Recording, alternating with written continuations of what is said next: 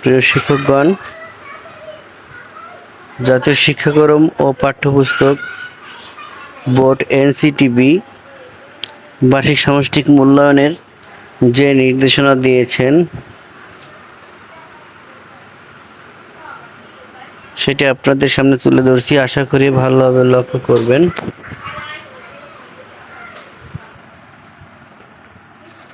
(2024) শিক্ষাবর্ষের ষান্মাসিক সামষ্টিক মূল্যায়ন কার্যক্রম পরিচালনার জন্য শিক্ষা প্রতিষ্ঠানসমূহের জন্য সাধারণ নির্দেশনা। জাতীয় শিক্ষাক্রম 2022 এর আলোকে আগামী 3/7/2024 থেকে 30/7/2024 পর্যন্ত 2024 শিক্ষাবর্ষের জন্য ষষ্ঠ থেকে নবম শ্রেণীর ষান্মাসিক সামষ্টিক মূল্যায়ন অনুষ্ঠিত হতে যাচ্ছে।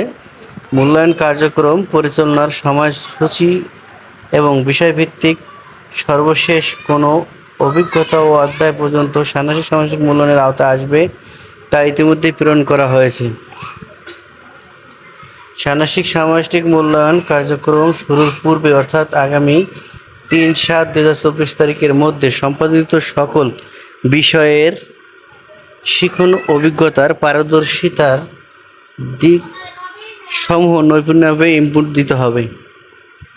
তো এটি অবশ্যই শিক্ষকরা আপনাদের মাথায় রাখতে হবে যে শিখন অভিজ্ঞতার পারদর্শিতার নির্দেশক সমূহ নৈপুণ্যভাবে ইনপুট দিতে হবে। মূল্যায়ন কার্যক্রম চলাকালীন 3/7/2024 থেকে 30/7/2024 নির্দিষ্ট দিবসে মূল্যায়ন কার্যক্রম ব্যতীত ষষ্ঠ থেকে নবম শ্রেণীর কোনো শ্রেণী কার্যক্রম পরিচালনা করা যাবে না। প্রেরিত সময়সূচি অনুসারে নির্ধারিত দিনে একটি বিষয়ের মূল্যায়ন অনুষ্ঠিত হবে, অর্থাৎ নির্ধারিত বিষয়ের মূল্যায়ন কার্যক্রম নির্ধারিত দিনেই শেষ করতে হবে। পূর্বের ন্যায় কোনো শ্রেণীর একটি বিষয়ের মূল্যায়ন কার্যক্রম একাধিক দিনে সম্পন্ন করা যাবে না। বিষয়ভিত্তিক মূল্যায়ন কার্যক্রম নির্ধারিত দিনের সর্বোচ্চ 5 ঘন্টার মধ্যে সম্পন্ন করতে হবে। তবে মূল্যায়ন কার্যক্রমের উপর নির্ভর করে একটি মধ্যবর্তী বিরতি দেওয়া যেতে পারে।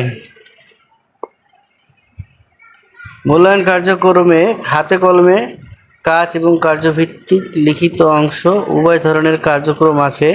হাতে কলমে কাজের জন্য প্রয়োজনীয় উপকরণ এবং লিখিত অংশের জন্য প্রয়োজনীয় খাতা শিক্ষা প্রতিষ্ঠান কর্তৃক সরবরাহ করতে হবে। বিষয়ভিত্তিক মূল্যায়নে উপকরণের বৈচিত্র্য রয়েছে, যা বিস্তারিত মূল্যায়ন নির্দেশিকা উল্লেখ করা থাকবে। মূল্যায়ন কার্যক্রম পরিচালনার জন্য শিক্ষা প্রতিষ্ঠান কর্তৃক উপকরণ সরবরাহের জন্য সাধারণ নির্দেশনা সমূহ নিম্নরূপ। মূল্যায়ন কার্যক্রম এবং উপকরণের উদাহরণ। 3টি পর্যায়ে মূল্যায়ন কার্যক্রম হবে। 1. হাতে কলমে কাজ, লিখিত অংশ, মূল্যায়নপত্র। তা হাতে কলমে কাজের ক্ষেত্রে শিক্ষার্থীর সংখ্যা বিবেচনায় পোস্টার তৈরির জন্য সাদা রঙিন কাগজ, সাইন পেন, কাঁচি, আঠা বা গাম ইত্যাদি। লিখিত অংশ 16 পাতার খাতা, প্রয়োজনে অতিরিক্ত পাতা সরবরাহ করতে হবে। মূল্যায়নপত্র সরবরাহ। মূল্যায়নপত্র থেকে শিক্ষার্থী নির্দেশনা মূল্যায়ন প্রশ্নপত্রটি অংশটি ফটোকপি করে সকল শিক্ষার্থী সরবরাহ করতে হবে। উপকরণ সরবরাহের ক্ষেত্রে মনে রাখতে হবে কোনো উপকরণে যেন ব্যয়বহুল না হয়। রিসাইকেল, রিইউজ, আপসাইকেল উপকরণ ব্যবহার করতে হবে। অভিভাবক বা শিক্ষার্থীকে উপকরণ সরবরাহের জন্য কোনো নির্দেশনা প্রদান করা যাবে না। মূল্যায়ন কার্যক্রম পরিচালনার জন্য শিক্ষার্থীদের অভিভাবকের নিকট থেকে সীমিত পরিমাণে মূল্যায়ন কার্যক্রম পরিচালনা ফি নেওয়া যেতে পারে।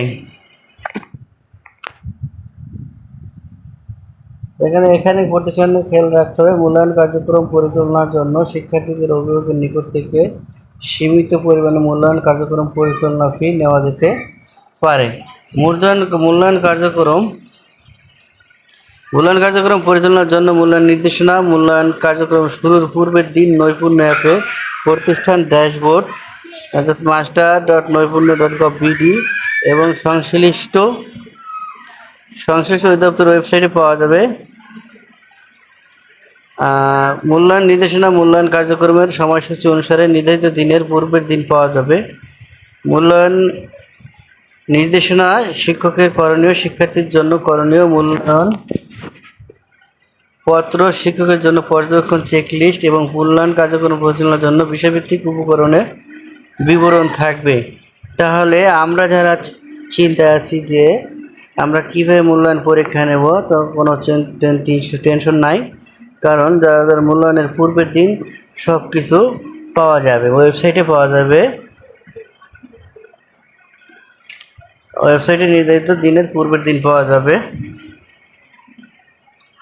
ষান্মাসিক সামষ্টিক মূল্যায়ন কার্যক্রম পরিচালনা শেষে শিক্ষার্থীর অর্জিত পারদর্শিতার রেকর্ডের ভিত্তিতে নৈপুণ্য অ্যাপে পারদর্শিতা নির্দেশক পিআই নির্দিষ্ট সময়ের মধ্যে ইনপুট দিতে হবে। তো ধন্যবাদ সকলকে যারা মনোযোগ দিয়ে ভিডিও দেখছেন। যদি ভিডিওটি ভালো লাগে তাহলে আমার চ্যানেলটি সাবস্ক্রাইব করে পাশে থাকবেন। ধন্যবাদ সকলকে। আসসালামু আলাইকুম।